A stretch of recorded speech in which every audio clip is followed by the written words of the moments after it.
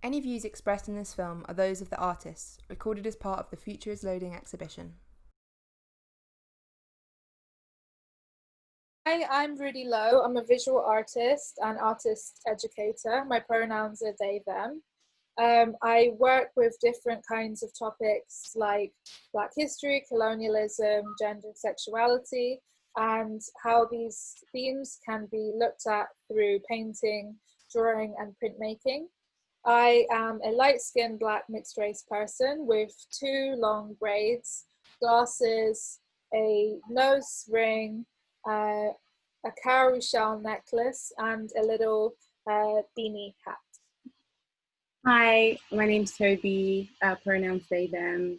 I'm an interdisciplinary artist. I work mostly with mediums around visual, in terms of like video and sound, in terms of poetry and singing, kind of incorporating harmonies into my work. A lot of my topics and themes revolve around healing, ancestral language, and just coming back to nature.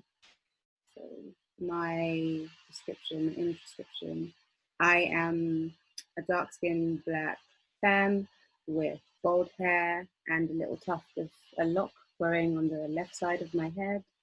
I'm wearing an abalone shell necklace. I have one earring in my right ear and two nose piercings, one in my septum and one in my actual nose, which is a circular ring, a spiral ring.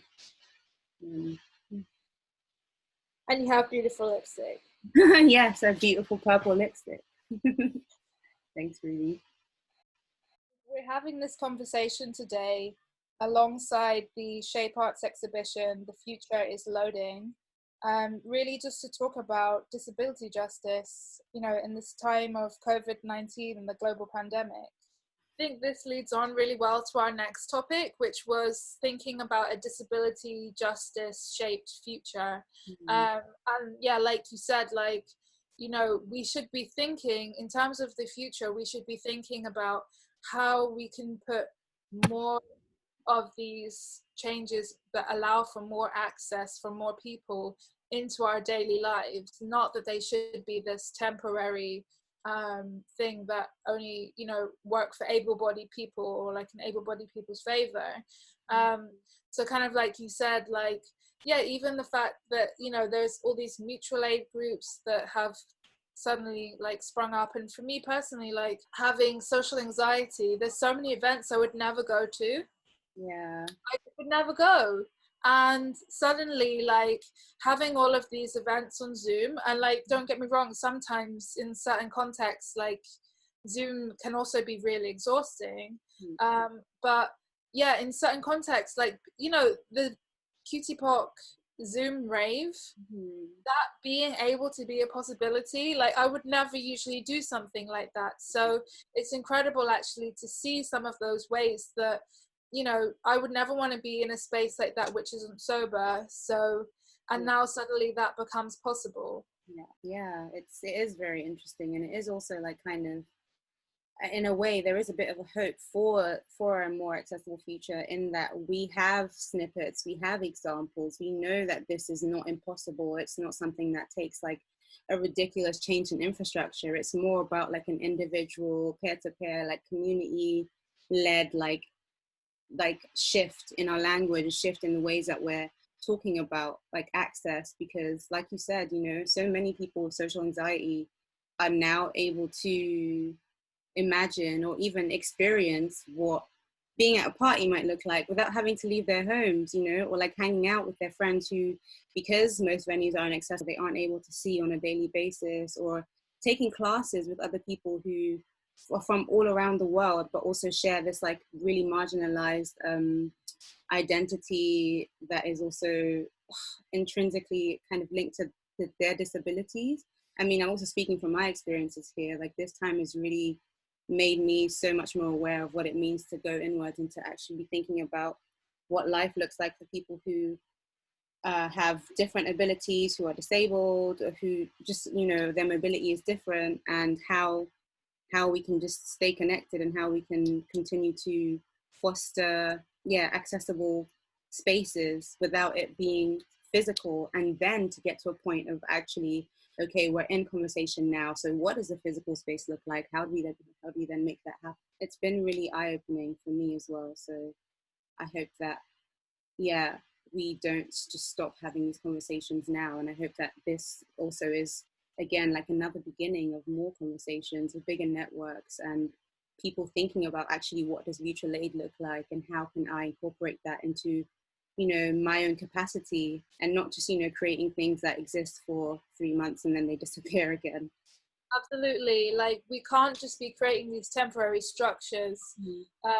We need to be thinking in a kind of more long-lasting way of collective care, that, why is mutual aid temporary? Like, that these are the kind of structures, from an anti-capitalist perspective as well, these are the kind of structures that we want to exist.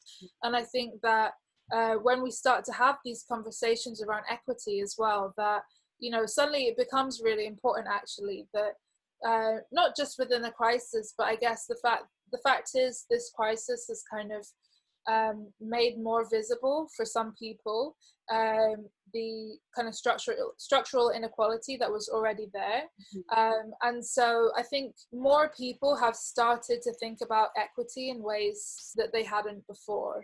But how do we carry that forward in different ways within our communities? That's not just like, okay, this is going to happen for a few months and then it's gone, Yeah, I think that is a question that we all have to ask ourselves on an individual level to be able to then find, collective answers, and also to then not lump the responsibility onto disabled people to then, create these solutions, when really we've seen that when able-bodied people need access, it's there instantly. It doesn't take that long. It takes 2 weeks, it takes a month. All of a sudden, all these things are just possible. So I do believe that those internal and external conversations should happen, led with the voices and experiences of disabled people, but also not just like lumping all the labor on us to figure out the solutions, because yeah, we don't exist as a monolith. We also don't exist on an island. We're all inside of this society, whether we acknowledge it or not. Yeah, and I feel like also, for all of us, we need to be willing to learn and also to make mistakes. Like kind of as you said, disabled people are not a monolith. And even within like disabled communities, we don't always understand each other's experiences because disabled people have such vast different experiences. I can even say for myself that sometimes I've really like messed up around other people's disabilities in ways that have been really hurtful.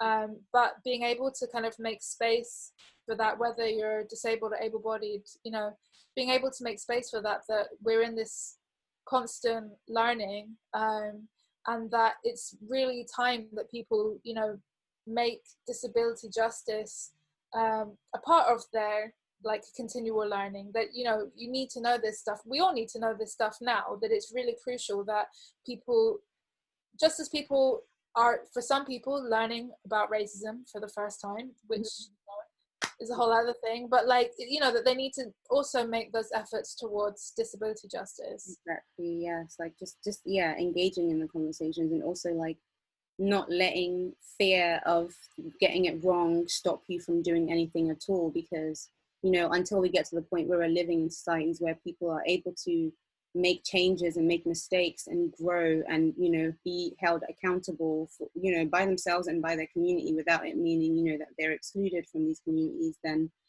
we're just not going to go anywhere. We're just going to get we're going to be stuck in the same loop of having conversations and trying to figure it out, but then the action is really not led by everyone. It's only like by a select few members of our communities and society, and we really need to get away from that. We really need to be not literally holding each other's hands, because we shouldn't be holding hands right now in the pandemic, but literally holding each other in a network of communication. That means we're allowing the transformation to happen, and we're thinking about these changes sustainably and on a long-term basis and permanently, and not just for when it's needed by a select few. You can watch more of Tobi and Rudy's conversation and view the Future is Loading exhibition on our website at www.shapearts.org.uk.